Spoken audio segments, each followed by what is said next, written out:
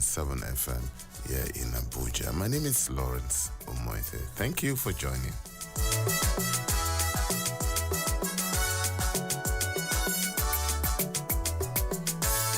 Yes, as usual, we will be taking a trip around the pages of the papers this morning across the country, and later on during the second half of the show, we will look at some of the stories in details. Let's kick off straight with the Guardian newspapers. And to Zamfara we go. Swear you have no bandit ties, Matawale tells Zamfara governor.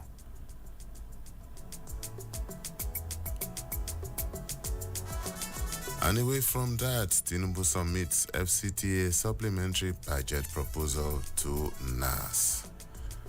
And the APC PDP governors empty treasuries to provide war chest for a dual election. This is according to Olumide Akpata, the LP candidate in that election. Nigeria's unemployment rate stands at 5.4% in 2023. That's according to the NBS, the Bureau for Statistics. And the Army discharges female soldier, exonerates officer in sexual harassment probe. Still staying with the Guardian newspaper, Nigeria deepens ties with OACPS members at ONGA. And 28 billion naira per month diesel expenditure forces Airtel to consider solar energy. And Ayimba begins group stage campaign in November 26. And Senate resumes, urges action on economic security challenges. And still staying with the Guardian newspaper, Pengasson urges federal government to boost stake in Dangote refinery to 45%. And to some politics, PDP warns against alleged ploy to rig Ondo Guba polls. NDLA foils 4.6 billion naira cocaine smuggling attempt by convicted trafficker. NDLEA foils 4.6 billion naira cocaine smuggling attempt by convicted trafficker.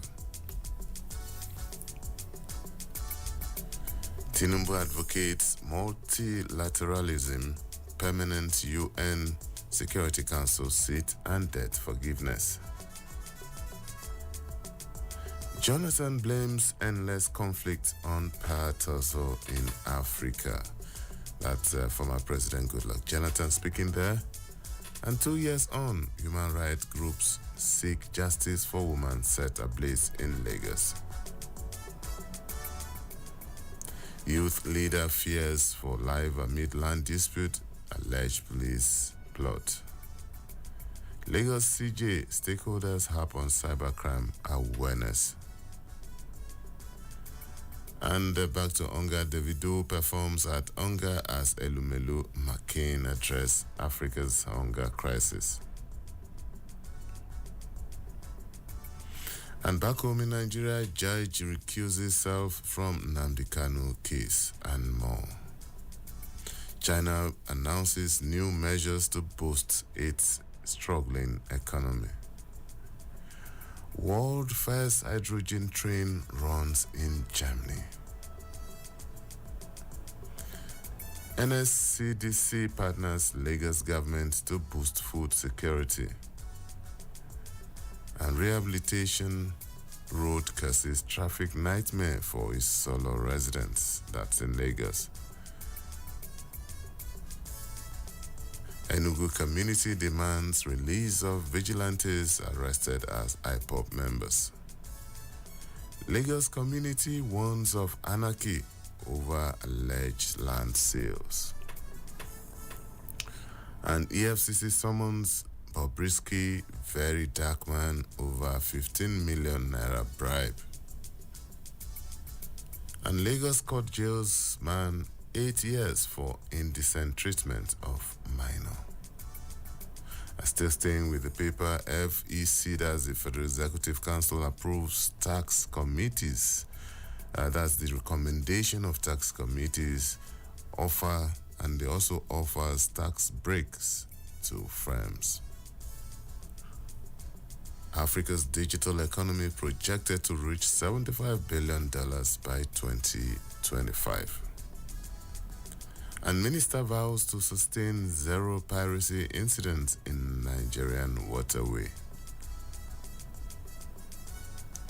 Bilateral ties between Nigeria and Malaysia improves as trade hits $747 million in July.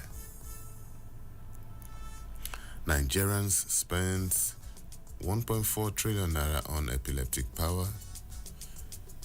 Federal Executive Council OK's plan to strengthen national value system in schools. And beware, The Guardian says, illegal varsity admission racketeering on the prowl. And CBN puts external reserves at $37.31 billion.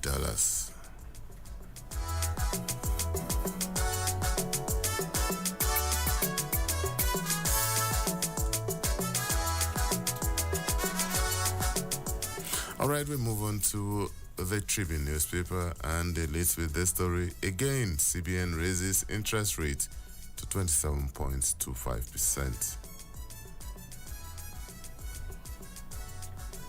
79th UNGA, U.S. Chamber of Commerce commits $320 million to mortgages SMEs in Nigeria. And FCTA, Tinubu 6, NAS approval for additional supplementary budget. Tinubu rejects extension of retirement age for NAS staff, others. And Do Guba, APC carpet Yaga Africa over manipulation allegations.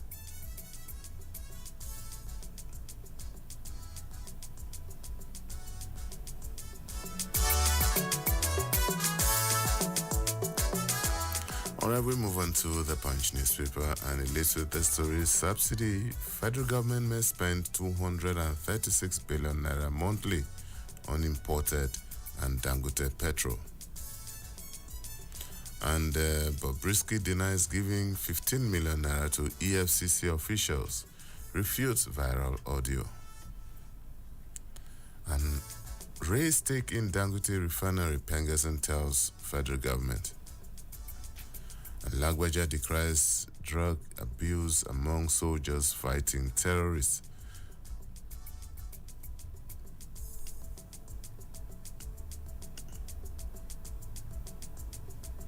And banditry, Zamfara governor reports defense minister to NSA. UNGA 79, Tinubu 6, debt forgiveness for Nigeria.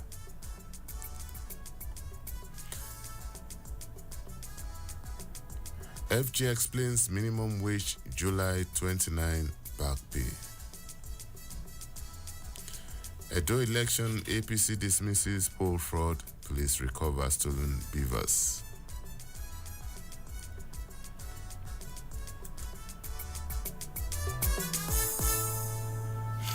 All right, we move on to the Nation newspaper now. NNPC Dangote refinery rages over petrol price.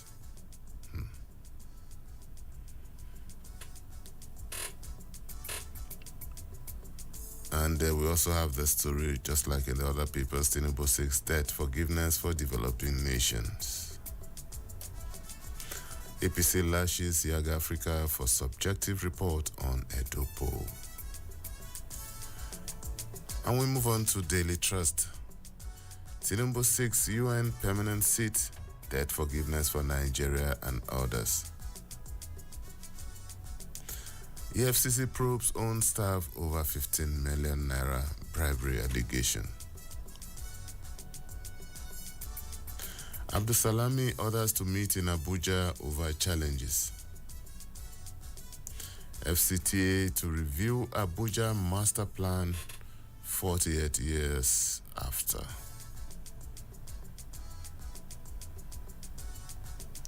And citizens have legal right to challenge FOI Act lapses, this according to the speaker. Tinubu interested in winning the trust of Nigerians, Bala Usman. Inadequate funding, manpower hampering military performance, that's according to the Chief of Army Staff. Matawale to Governor Lawal, swear with Quran you know nothing about banditry. Why independent marketers can't buy petrol from Dangote refinery, that's according to Pengasson.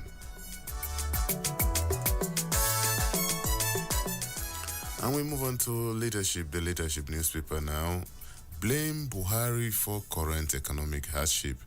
This is according to the CBN. And from the leadership newspaper, we move on to This Day newspaper. Edo Guba Jonathan says Edo Guba poll is proof technology can solve our electoral challenges. And CBN maintains monetary tightening regime, raises MPR further to 27.25%.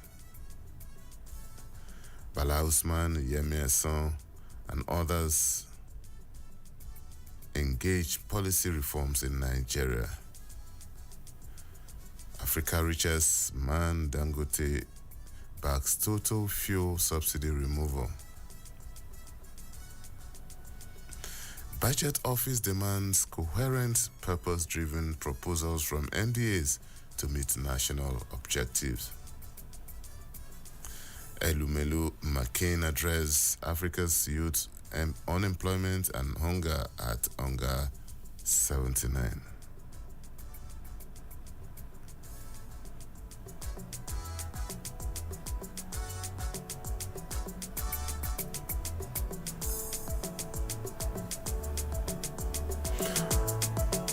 All right, we move on to the Vanguard newspaper. Unemployment rises to 5.3% as CBN hikes interest rate to 27.25%.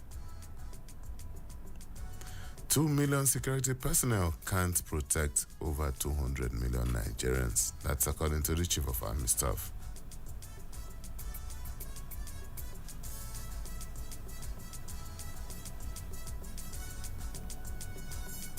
Federal government moves to ramp up food production.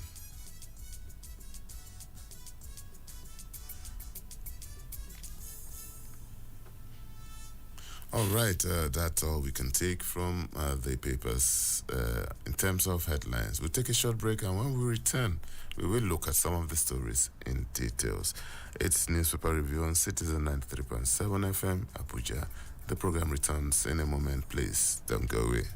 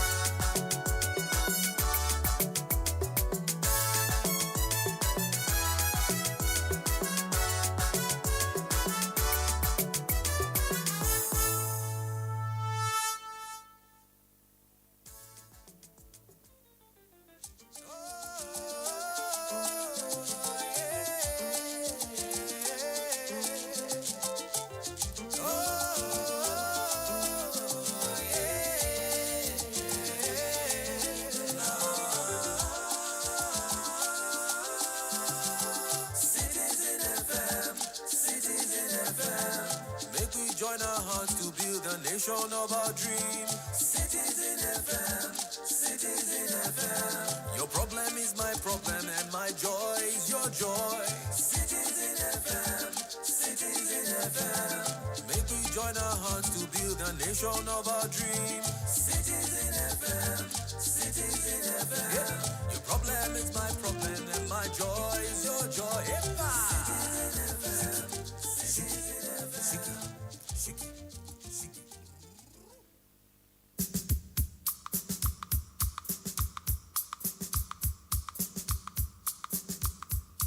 Oya o my people, make una come gather here. Which kind tori una wan hear on top radio? Wetin dey catch fire on top social media? Bring am on top make we talk am for Citizen 93.7 FM Abuja every Monday go reach Thursday and the time na 5:10 wey be 10 minutes after 5. Make we talk am as e dey be.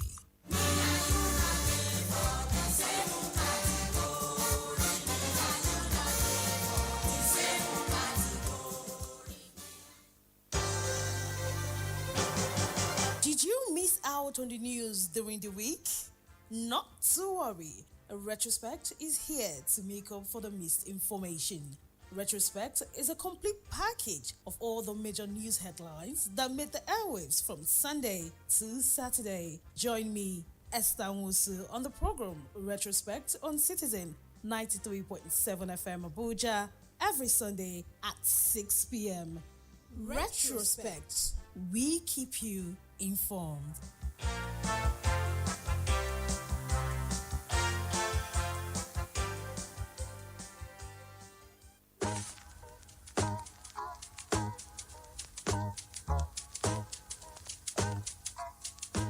Need a lift? Feeling low, bored, or confused? Wants your dream to brightly glow? Here is what to do. Women's Corner is waiting just for you. Education, work, lifestyle, career, mentorship, and family too. We will tackle the issues, provide solutions, and see you through. Finding your voice, reaching high, and making an impact. Women's Corner, where knowledge can fly. Join us every Mondays and Wednesdays at 1 p.m. for inspiring stories and practical advice to reach all your glories. It's Women's Corner on Citizen 93.7 FM Abuja. Woman don't suffer, lower everybody.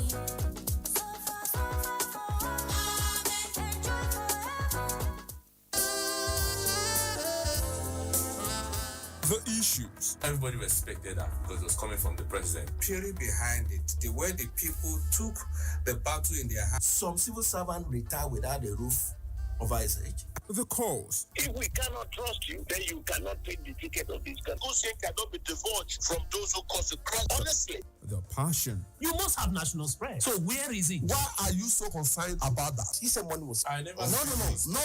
The platform is always the same. Insight on Citizen FM 93.7. The source is constant. My name is Lawrence Umoite. There is always an opportunity. Tomorrow, Insight returns with another interesting... Insight with Lawrence Umoite on Citizen 93.7 FM Abuja.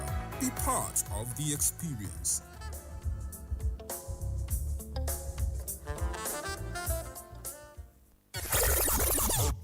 Wake up. Reach out. Speak up. Speak out. You are the voice of a new generation. And this is your station. Talk Radio 93.7 Citizen FM.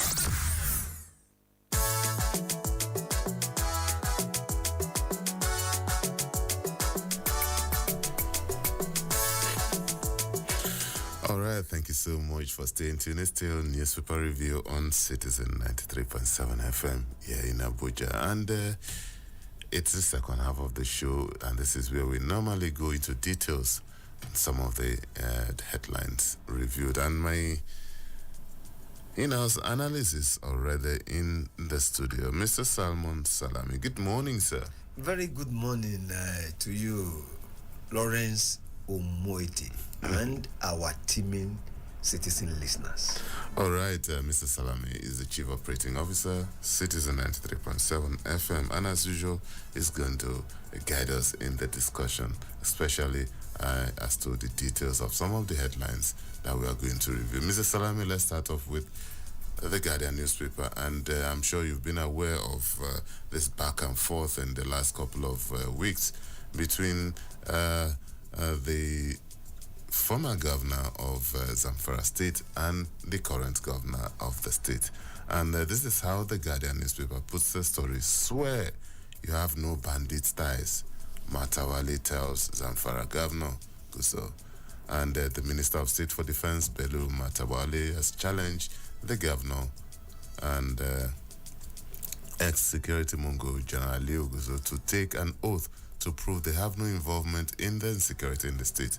According to Matawale, both Lawal and Guzo should come forward and swear by the Holy Quran if they allegedly have no hand in the banditry ravaging Zamfara State and the Northwest.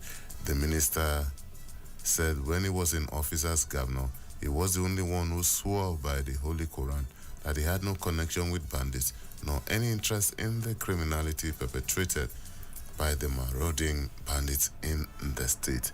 Mr. Salami, this is getting rather very messy.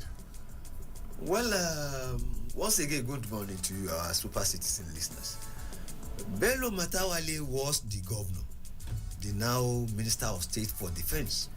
And Dauda Lawal, the incumbent governor too, have been having this running battle as regards who does what, who did not do what, as regards the insurgency in Zamfara State.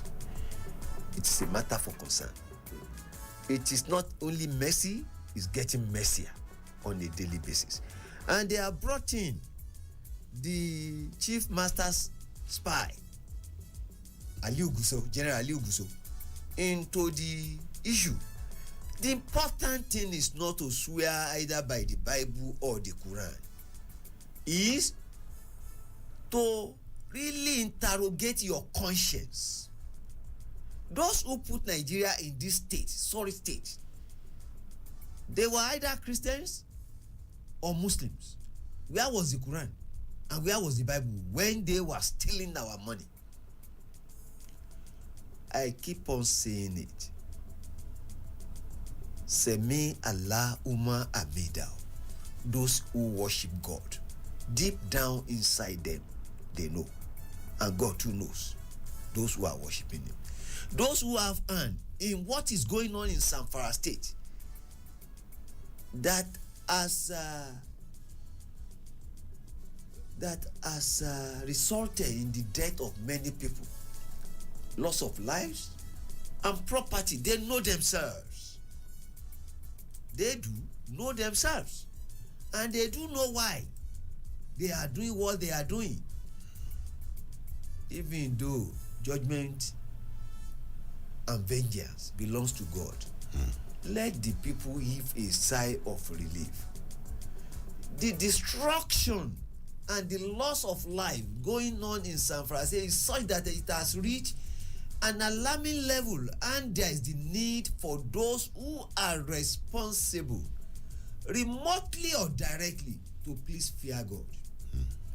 One day, we will all give account of what we have done here on this terrestrial plane called Earth. I will leave it at that for now.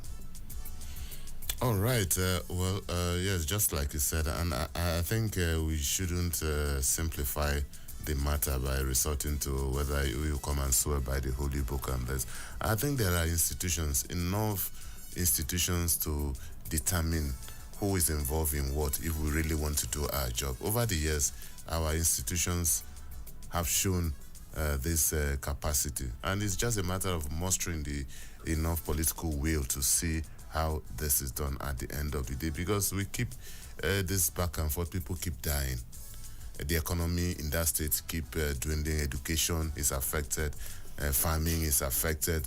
The social life, everything virtually is affected because of what is going on in that state and in some other parts of that state too. So it's really cause for concern that these things should be sorted out. Mr. Salami, let's take a little bit break and move on. Just take a flight to New York, where President Tinubu has advocated multilateralism, permanent United Nations Security Council seat, and debt forgiveness. The president has called on world leaders to recommit themselves by deepening relations among member states of the United Nations in line with the principle of inclusivity, equality, and cooperation. This is said guarantee global action against existential challenges faced by the international community. The president, who is chairman of the authorities of heads of state and government of ECOWAS, made the call while addressing world leaders during the general debate of the ongoing 79th session of the United Nations General Assembly at the UN headquarters. Represented by his deputy, Vice President Kashim Shettima, at the high-level annual global event, the president declared the steep descent to singularity and nationalism, which, according to him, are undermining the quest for peaceful and collective resolution of global challenges such as terrorism, climate change, poverty, food crisis, and others. Mr. Salame. Well, the United Nations is a formidable global organization where world leaders meet to decide on how to improve the welfare and well-being of human beings. It's a global platform. And I keep on wondering that will there ever be justice and equality on earth? What is the number of those who decide our fate? What is united in United Nations? When 5 countries will decide what will happen in the whole world, I want to plead with the world leaders that they should be conscientious in addressing global challenges, especially the world peace, poverty, and to a large extent climate change. Experience has shown that challenges in different states differ. What is a challenge in the US may not necessarily be the challenge in Ghana. What is a challenge in Ghana may not be the same in Asian countries. It is peculiar to each country. Let the world leaders get more serious and focus on Africa. And in any case, a part 1 student in the university knows, should have read Walter Rodney. How Europe underdeveloped. Africa as a continent is blessed, but the partitioning of Africa and the looting of the natural resources, and apart from that, the tinkering in the political affairs of Africa are part of the problem caused by the Western world. Whatever they do or whatever they have done in Africa is in furtherance of their selfish interest. It was not, and it is not necessarily in the interest of the Africans. In actual fact, do they even have the interest of Africans at heart? Beware of the Greek and their gift.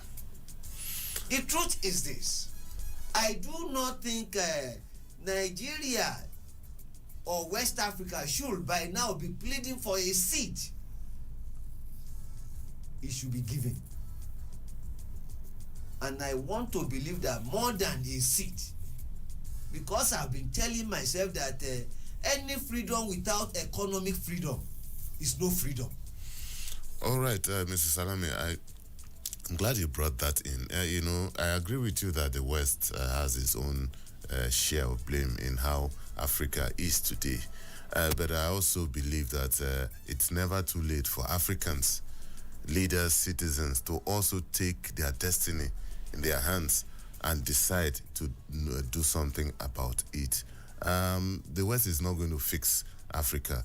Even if we pray from now till tomorrow, even if we plead from now till tomorrow, the best they can do is to offer you some kinds of loan some kinds of facility which you will continue to be indebted to them, and they will give you conditions and conditionalities, how to do things, how to run your economy, and so many things. All these are not necessarily towards making you be independent. So African leaders, especially the youth now, residents, Africans, need to decide what they want for this continent. It's never going to be easy, but if that major decision is made and say, okay, in the next 10 years, what can we do as Africans? How do we move from step A to step B? In the next 20 years, what do we achieve? Then we can begin to think about stuff like that at the end of the day.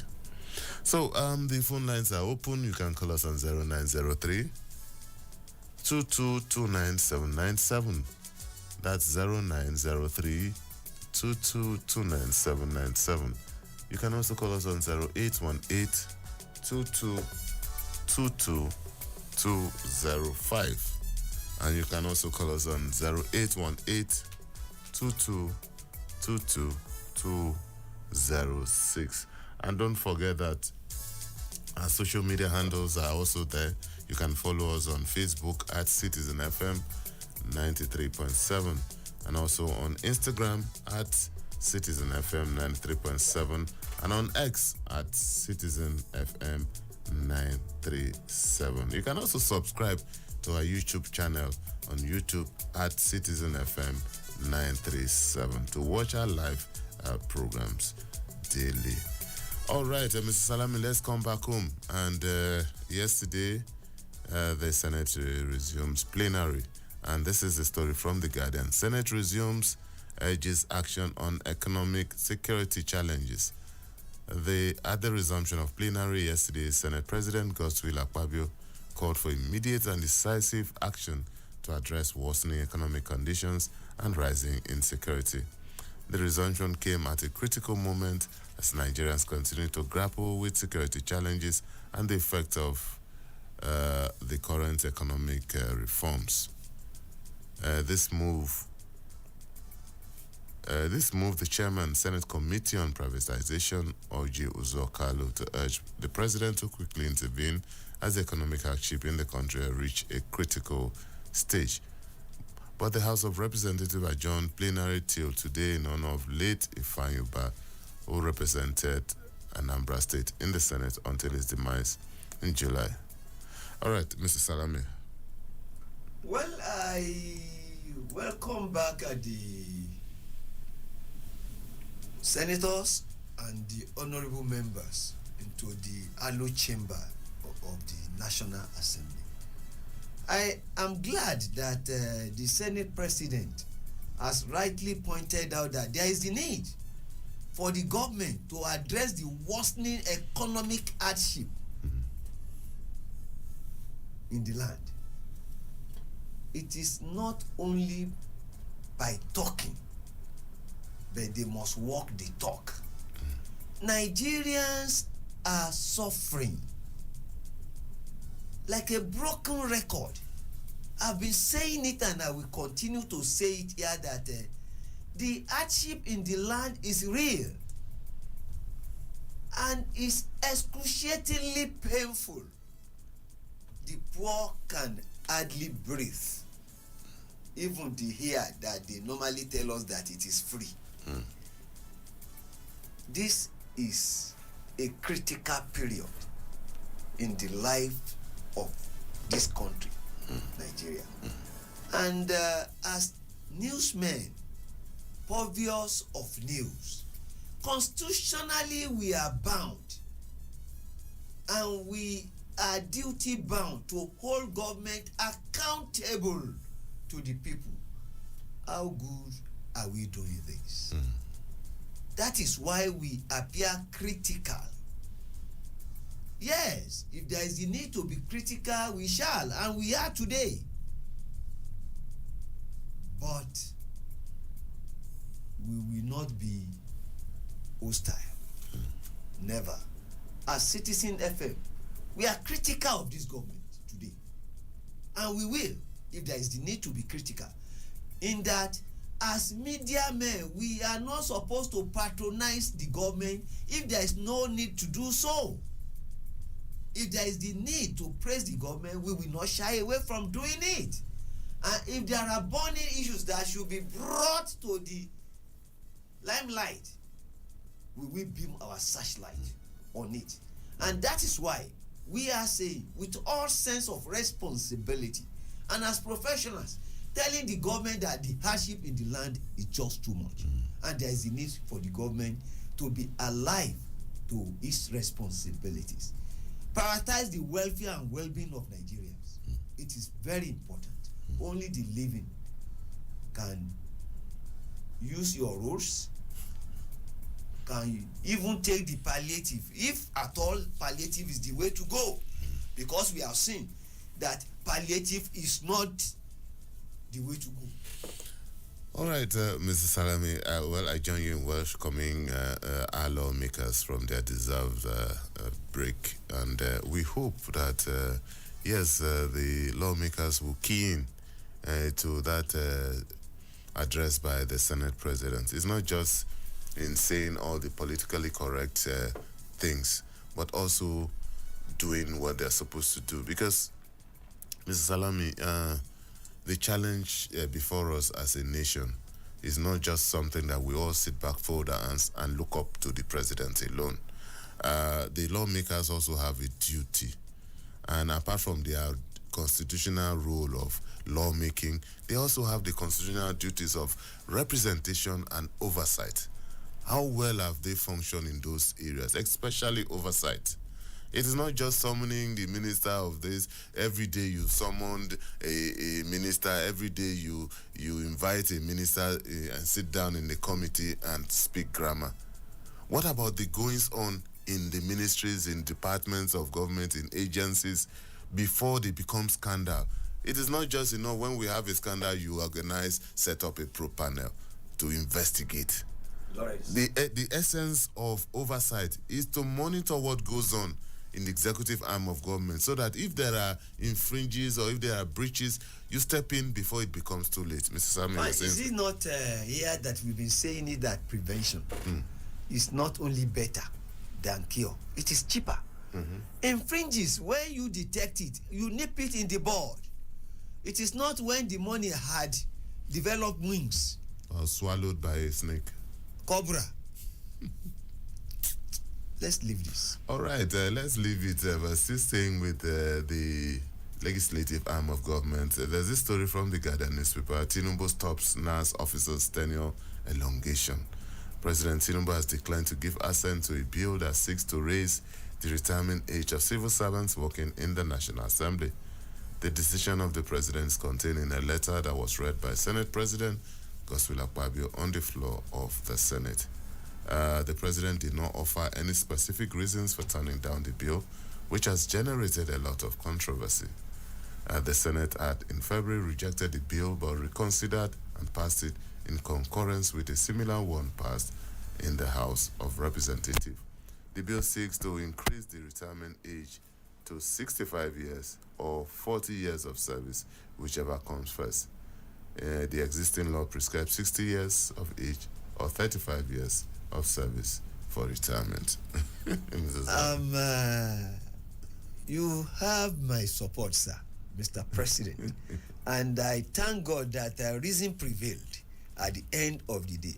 You could now see what they call personal interest in what is going on at the National Assembly. You see, so you think that one geese is bigger than the other. There is no parrot that is bigger unless the one that is on top of the heap. Mr. President has shown us that it will be fair to all, irrespective, no affection or ill will, no hindrance.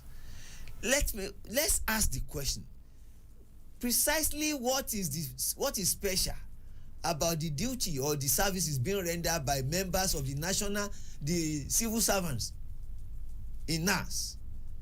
in such a manner that we warrant raising the bar for them, so that it will be either 40 years in service or you will now be 65. Even the judiciary, which is the most important in terms of experience, because in the judiciary, the more years you spend, expectedly and reasonably, one will believe that the more learned you become. Look at Lord Denning. How many years did he spend? Even in their climb, in as much as you remain sound, sane, and you have all it takes to continue your job, they believe that the more years you have spent, the better you become.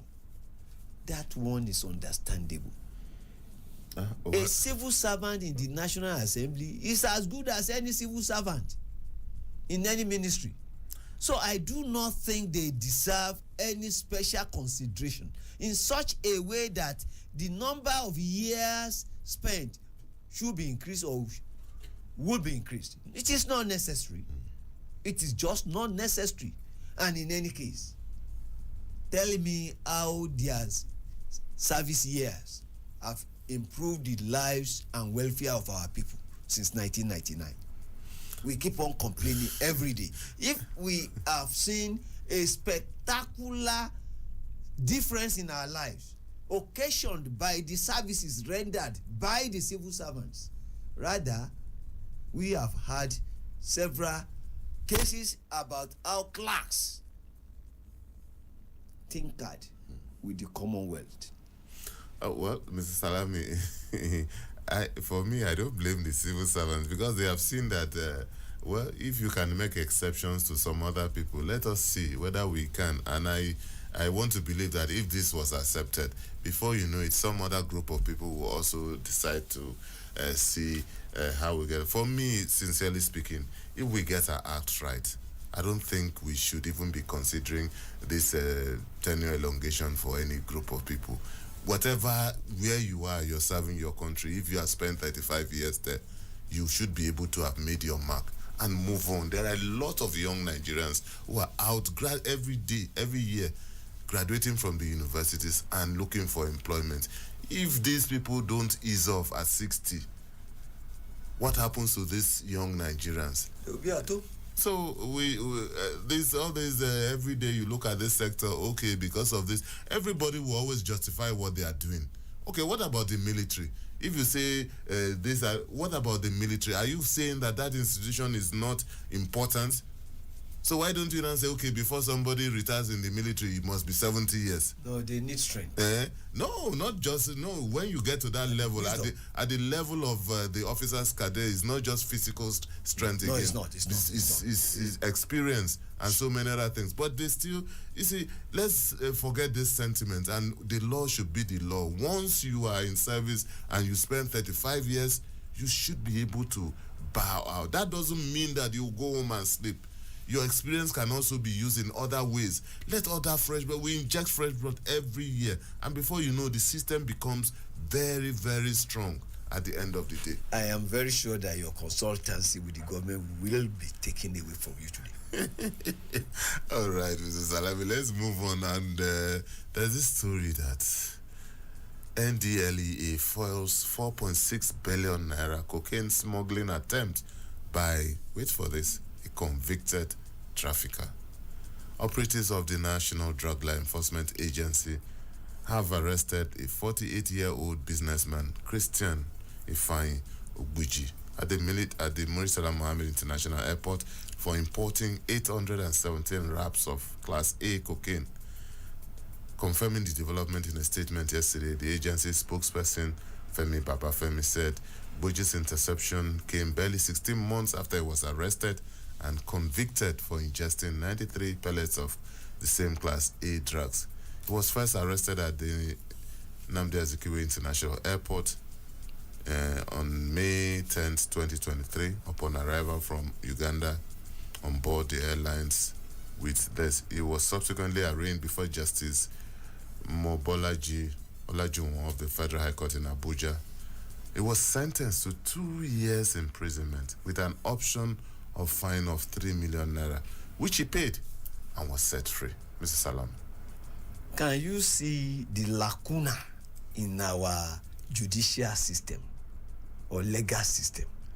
16 months ago, he was arrested on his way back from Uganda, and he was sentenced to 2 years imprisonment or 3 million in lieu, which he paid instantly, only to continue with the crime. You see, you can now see that there is the need for us to rethink our judicial system or legal system in such a way that it will serve us right. Lawrence, look at it. Just 16 months ago, you were arrested for this same job, quote and unquote. If you are, what did you call his name? Yeah, let's forget about his name. Let's move on. Okay. So, it's important that people know exactly what is going on where. That just 16 months ago, the criminal or the peddler, because since he had been convicted, apparently you are safe to call him a criminal. Just 16 months ago. So, and after paying the 3 million, it only means that I can now resume and do what I've been doing. Kudos to the NDLEA. This time around, I don't know what is in the law books, but I don't think it should be given an option of fine. Yeah, I agree with you, Mr. Salami. You see, and these are the kind of tinkering we are talking about in our laws. We need to, because these are not, we are in an unusual moments and times. So we also need to do things in unusual ways. So we need to, because Mr. Salami, drug peddling and anything in that lane is a very dangerous very to the society. We are not even talking about the effect it has on the image of the country. What about the long-term effect on our youth, the population of our youth, a lot of young people, and it's crazy when you see how things like this happen every time. And thankfully, just like you said, the long arm of the law finally caught him, and we hope that this time the judge, based on the man's antecedent, will take a sterner look at him, and maybe this time around, if found guilty on this one, will also need to pay a very steep price for this. And that brings us to a story that is related, and this story has it that Lagbaja decries drug abuse among soldiers fighting terrorists. And the Chief of Army Staff, Lieutenant General Taoreed Lagbaja, on Tuesday decried what he described as rising cases of drug abuse among soldiers deployed in the various theaters of operation.